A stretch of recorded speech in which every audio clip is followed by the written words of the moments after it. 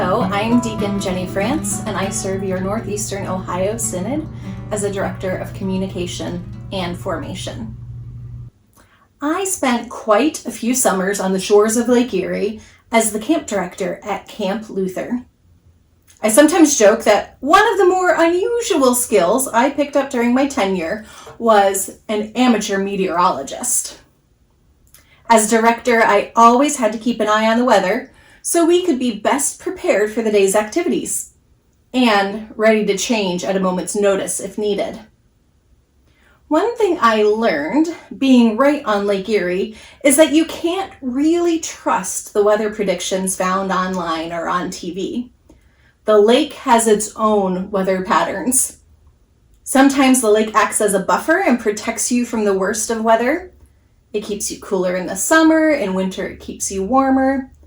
It can push clouds further south and draw rainstorms away from the shoreline. Sometimes the lake creates its own weather. Lake effect snow you've probably heard of, and sudden thunderstorms, etc.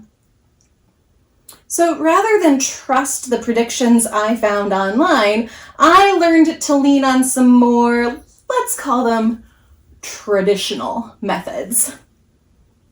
I watched for the leaves to flip over. We were ready to collect water. I felt when flies would start to bite at my ankles. I started paying attention to the smell in the air. And, of course, I watched the lake.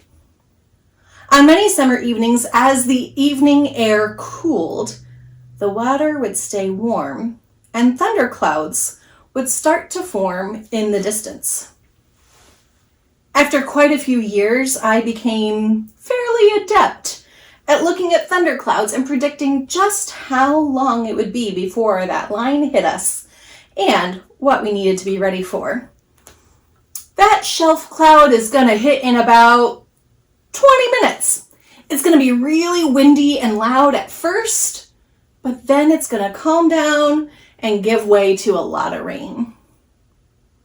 You see, when you spend that much time on the lake, you learn how to read and anticipate the weather. However, there were still times when the weather surprised you, and that was when it was truly scary. When we look at the gospel text for today, we meet the disciples just after Jesus has spent some time with the 12, teaching them through parables. As evening approaches, Jesus suggests they cross to the other side of the lake. Now remember, some of the disciples were fishermen. They had spent plenty of time on the water and had learned how to read and anticipate the weather, most likely. The Sea of Galilee is also a large, shallow body of water prone to sudden violent storms. The disciples would have known this and probably had experience with these types of storms. As their boat is crossing the lake, the Greek word in this is megas, a great storm comes up. These disciples would have known what a truly big storm was. And for them to be scared, it must have truly been a mega storm. The disciples, noticing that Jesus is asleep, cry out to him, "Teacher, do you not care that we are dying?" That's my paraphrase, but can you imagine the terror of these disciples? This is a cry not just for help. It is a cry of fear, of doubt, and even a feeling of abandonment. This refrain, fear, doubt, and abandonment, is one that we hear throughout the scriptures. In fact, we hear it in the first lesson and the psalm that was read this morning. The disciples are terrified. And yet Jesus is asleep. A peaceful, assured rest. The disciples wake him, and Jesus says to the wind and the sea, "Be still, be silent." And there was there's that word again, megas, a great calm. the author uses the same word for the storm and the stillness. It's important to note that the world that these disciples lived in believed that only the divine had power or authority over nature. And at this moment, Jesus is clearly demonstrating this authority. Jesus turns to the disciples and asks, "Why are you afraid? Have you still no faith?" The disciples are left with great, that word's used a third time, megas, fear. Sometimes it's translated as awe, and they're asking the question then of Jesus. Who then is this, that even the wind and the sea obey him? And we end the story wondering who Jesus really is. I find myself wondering if the disciples were more terrified of the great storm and the initial prospect of imminent death, or Jesus's great solution. Sometimes I wonder the same about our own lives.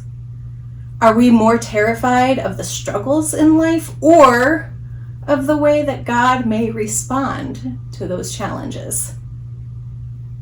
Are we like the disciples in the boat?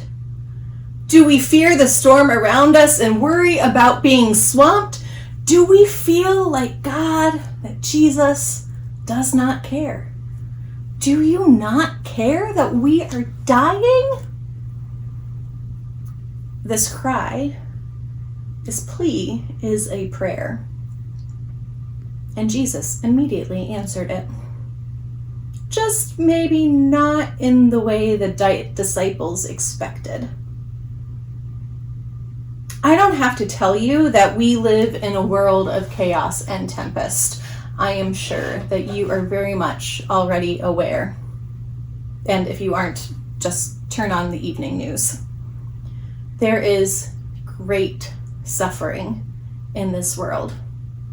There is great pain and agony. And yet, we must acknowledge the presence of God in our midst. There's a song that we sing at camp, and as I was spending time with our gospel today, I just could not get it out of my head. And it goes a little something like this. With Jesus in my boat, I can smile at the storm, smile at the storm, smile at the storm. With Jesus in my boat, I can smile at the storm as we go sailing on. This is the good news, folks, believe it or not. We have a loving God who is dedicated to our welfare. We are not assured a lack of storms. Rather, we are assured God's presence in the midst of them. Our faith and trust in God helps to quell the tempest.